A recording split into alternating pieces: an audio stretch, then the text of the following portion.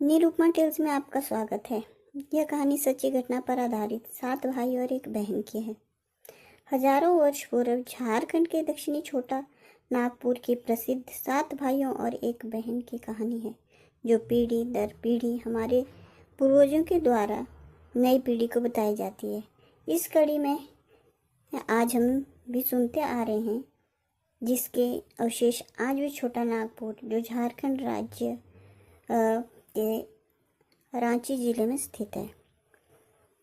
यह एक सतयुगी कहानी इस प्रकार है।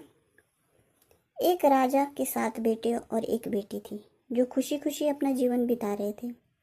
7 भाई बहनों में इकलौती छोटी बहन बहुत ही शांत स्वभाव, आज्ञाकारी एवं संस्कारी थी। उसमें सबसे बड़े भाई का विवाह हो चुका था। 7 भाइयों में सबसे छोटे भाई एक आंख से अंधा था।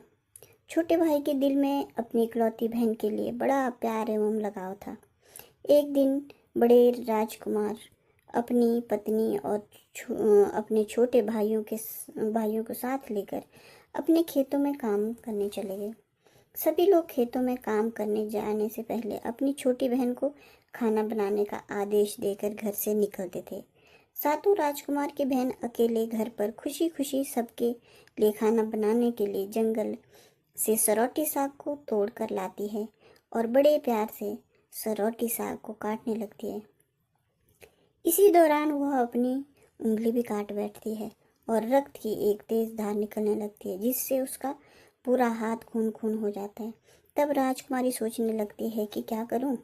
अगर घर के दीवार में खून को पोंछूंगी तो भैया लोग देख लेंगे और चिंता करेंगे। यदि अपने कपड़े में पोंछूंगी तो भाभी को लगेगा खून लगा कपड़ा देखकर खाना नहीं खाएगी। राजकुमारी इस डर से सब्जी पकाने वाले छाता साग से सारा खून को पोंछकर खून को बहने से रोकती है। फिर इसी खून लगे साग को सब्जी बनाती है। जब उसके सारे भाई और भाभी अपने खेतों से लौटते हैं तो बहन हमेशा की तरह सभी के लिए साफ थाली में खाना और मिट्टी के लोटे में पीने के लिए पानी देती है, और सभी एक साथ खाना खाते हैं और पके हुए साग को खाकर खाने की जमकर तारीफ करते हैं।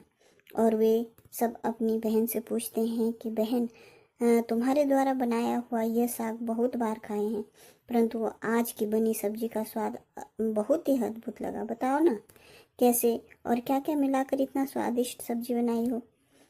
पहले तो राजकुमारी डर से सहम गई कि कहीं भाइयों को पता न चल जाए कि मेरे हाथ की उंगली कट गई। तो फिर थोड़ा बहुत सोचकर बोलती है कि कुछ नहीं भैया, जैसा हमेशा की तरह सब्जी पकाती हूँ वैसे ही तो बनाई हूँ। राजकुमारी अगले दिन 7 भाइयों के अनुरोध पर फिर से एक बार वही छाता साग की सब्जी बनाती है, परंतु भाइयों को पिछले दिन के जैसा स्वाद नहीं मिलता। फिर ऐसा ही अनुरोध 3-4 बार हुआ, लेकिन खून लगे साग का स्वाद उनके मन मस्तिष्क से उतर ही नहीं रहा था। असलियत जानने की जिज्ञासा व सातों भाई और भाभी ने उससे उस दिन के खाना बनाने का तरीका जानने के जिद करने लगे। मजबूरन राजकुमारी को सारी घटना बतानी पड़ी। सच्चाई मालूम होने पर 5वां भाई, जो सबसे ही लालची किस्म का था, उसने बाकी भाइयों से कहा कि बहन का खून इतना स्वादिष्ट लगा तो इसका मांस कितना स्वादिष्ट होगा। यह बोलकर सभी भाइयों के बीच चर्चा करने लगते हैं। सबसे छोटा भाई को छोड़कर बाकी भाइयों ने राजकुमारी को मारकर उसका मांस खाने को राजी हो गए। मांस खाने की सोचकर उन सभी के मुंह से लार टपकने लगता है।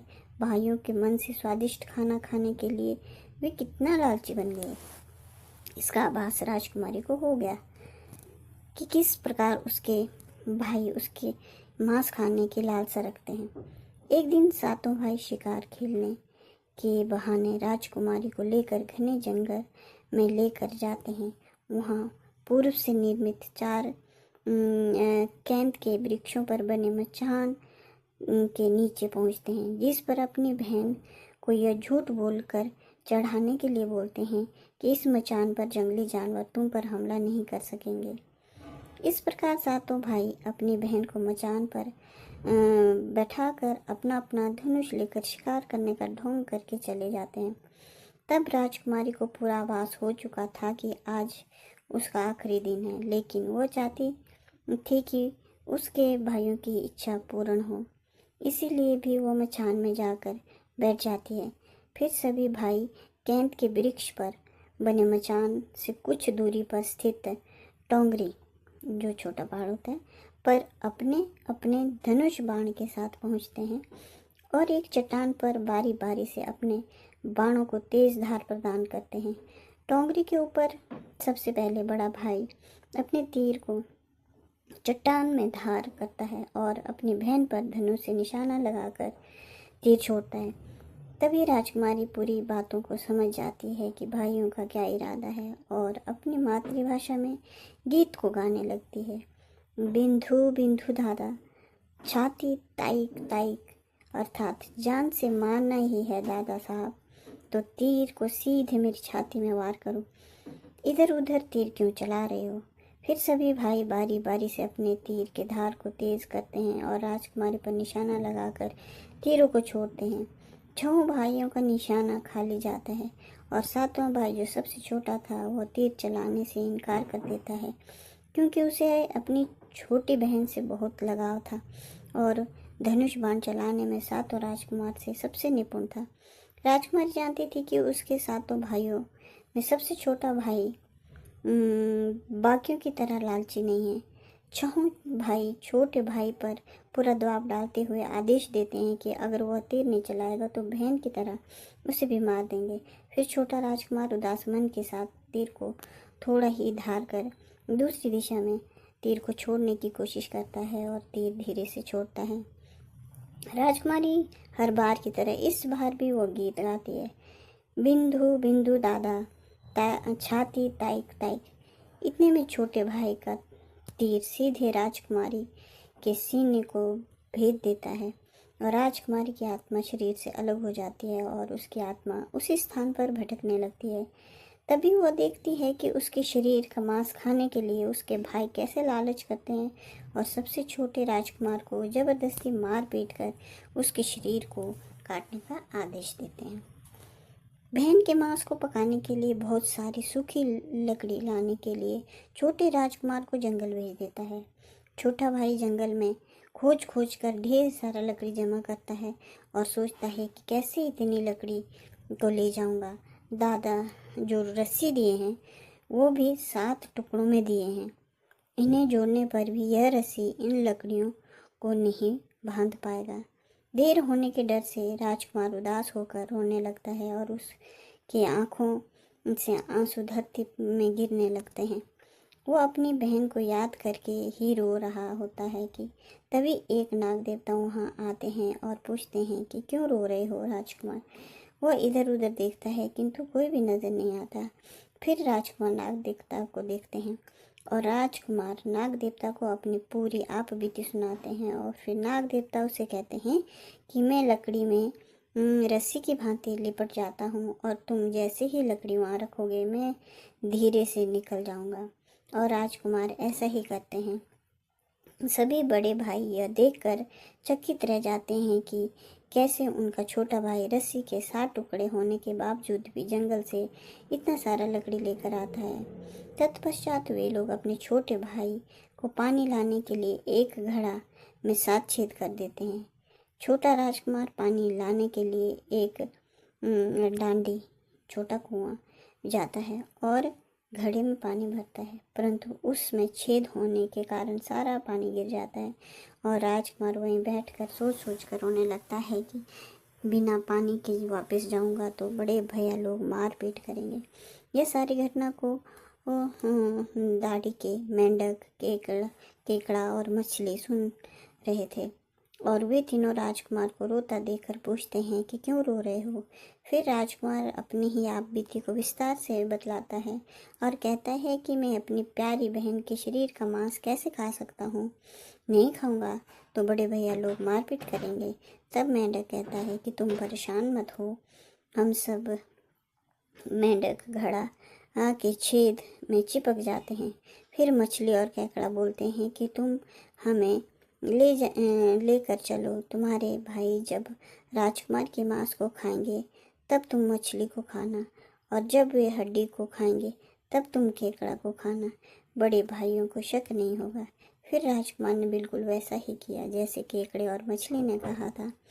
रात को जब राजकुमारी का पका हुआ मांस खाने को परोसा गया, तब बड़े भाइयों से छुपाकर वह मांस को दीमक के टीले में डाल देता है और समय बीतने पर वहाँ बांस का एक बड़ा बूंदा यानी झुंड उगता है। इस घटना के वर्षों बाद एक भीख मांगने वाला जोगी उसी बासोंदा के पास से गुजर रहा था और वह सुंदर सुंदर बांस के बूंदा को देखकर सोचता है कि अगर इतना सुंदर बांस का केंद्रा यानी वाद्य यंत्र बनाया जाए तो कितना सुरीला धुन निकलेगा। उसी क्षण बांस से आवाज आती है, ना ना काट काट रे जोगी, ई तो लागे भैया रोपल बांस जोगी। फिर भी बांस को काटता है जोगी। उसी उद्देश्य से एक मोटा बांस का टुकड़ा काट कर ले जाता है। इस बांस की आवाज़ इतनी सुंदर है, यदि केंद्र बनाएंगे तो कितना मधुर आवाज़ निकलेगा। और जोगी इस बांस के एक सुंदर केंद्र का निर्माण करता है। इस केंद्र से इतनी मधुर ध्वनि निकलती है कि जोगी जहाँ जहाँ भी इसे बजाता है, ध्वनि से लोग मंत्रमुग्ध हो जाते हैं। एक दिन जोगी घूमते घूमते बड़े राजकुमार के घर पहुँचता है और अधिक धन के लालच में जोगी जोर जोर से केंद्र बजाना शुरू करता है, परंतु इस बार केंद्र का मीठा सुरीला स्वर कर्कश हो जाता है और जब भी जोगी कुछ नया धुन बजाने की कोशिश करता है, बार बार एक ही धुन निकलता है, ना बाज रे केंद्रा, ये तो लगो मोर दुश्मन का घर। बार बार यही धुन निकलने पर बड़ा राजकुमार मार पीट कर जोगी को अपने घर से भगा देता है। ऐसे ही घूमते घूमते जोगी हर भाई के घर जाता है, लेकिन हर बार की भांति वह धुन ना बजा रे केंद्रा, ई तो लागो मोरे दुश्मन का घर बजाता है। यह धुन सुन सारे भाई जोगी को डांट डपट कर भगा देते हैं। सबसे अंत में जोगी छोटे राजकुमार के घर पहुंचता है। छोटे भाई के घर के आंगन में प्रवेश करते ही केंद्रा खुद ही बजने लगता है, जोर जोर से बजा रे केंद्रा, ई तो लगो मोर छोटे भैया का घर। बड़ा ही मधुर मीठे स्वर का धुन सुनकर छोटा राजकुमार चंद्रा कर मोहित हो जाता है और यह धुन सुनकर छोटे राजकुमार से रहा नहीं गया और जोगी से केंद्रा की मुँह मांगी सोने की मोहरें देकर उसे खरीद लेता है तथा जोगी को अच्छे से मेहमान नवाजी कर अच्छे से विदा कर दिया जाता है। धीरे धीरे समय बीतता है और छोटे राजकुमार अपने काम से कुछ दिनों के लिए बाहर जाते हैं। जब वो वापस लौटता है तो देखता है कि उसका कमरा बहुत सुंदर ढंग से सजा हुआ है और घर के सारे बर्तन अच्छे तरीके से रखे हुए हैं। तब छोटा राजकुमार सोचता है कि हमेशा मेरे कमरे की साफ सफाई घर के नौकर करते हैं, लेकिन कभी भी इतना सुंदर सजाया नहीं गया है। फिर राजकुमार अपने नौकरों से पूछताछ करते हैं कि मेरे कमरे को इतना सुंदर किसने सजाया है। नौकरों ने मना करने पर राजकुमार सोचते हैं कि शायद भाभी आई होगी और मेरे कमरे को सजा कर गई होगी। जब भी राजकुमार घर के से बाहर काम के लिए जाते हैं, यही घटना हर बार देखने को मिलती है और लगातार होने के कारण राजकुमार के मन में जानने की जिज्ञासा उमड़ने लगी कि आखिर मेरे घर को इतने सुंदर ढंग से कौन सजावट करता है। वो अपने भाइयों तथा भाभियों से भी पूछता है और वे लोग भी सजावट करने की बात से साफ मना कर देते हैं। एक दिन राजकुमार सच्चाई का पता लगाने के लिए किसी काम का बहाना कर बाहर जा रहे हैं। बोलते ही निकलते हैं और छुप कर पुनः वापस आकर अपने कमरे में रखे खजूर के गोल मोड़े हुए चटाई के अंदर छुप जाता है। कुछ समय इंतज़ार के बाद राजकुमार देखते हैं कि एक खूबसूरत सी लड़की केंद्रा से निकलकर कमरे के अंदर आती है और सारे कमरे की साफ सफाई कर वापस उसी केंद्रा में समा जाती है। यह देख राजकुमार की आंखें खुली की खुली रह जाती है, क्योंकि उस लड़की की शक्ल राजकुमार की छोटी बहन के जैसी ही होती है। राजकुमार अगले दिन फिर से एक बार उसी प्रकार छुप जाते हैं और जैसे ही वो सुंदर लड़की पूरे कमरे की साफ सफाई का काम खत्म कर वापस केंद्रा में जाने वाली होती है, तब छोटे राजकुमार उस लड़की का हाथ पकड़ लेते हैं और तुरंत केंद्रा को जला देते हैं, जिसके बाद वो लड़की हमेशा के लिए मानव रूप में परिवर्तित हो जाती है और दोनों भाई बहन खुशी खुशी अपना जीवन जीते हैं। आज भी हर गांव में आषाढ़ी पूजा के दिन बकरा कटता है और पूरे गांव के घरों में प्रसाद स्वरूप बकरा का मांस खाया जाता है और सतबैनी नामक पूजा स्थान पर वही सरौटी साग को चढ़ाया जाता है। ये थी सत्युग की कहानी। आपको कैसी लगी? लाइक करें, कमेंट करें और सब्सक्राइब करें। धन्यवाद।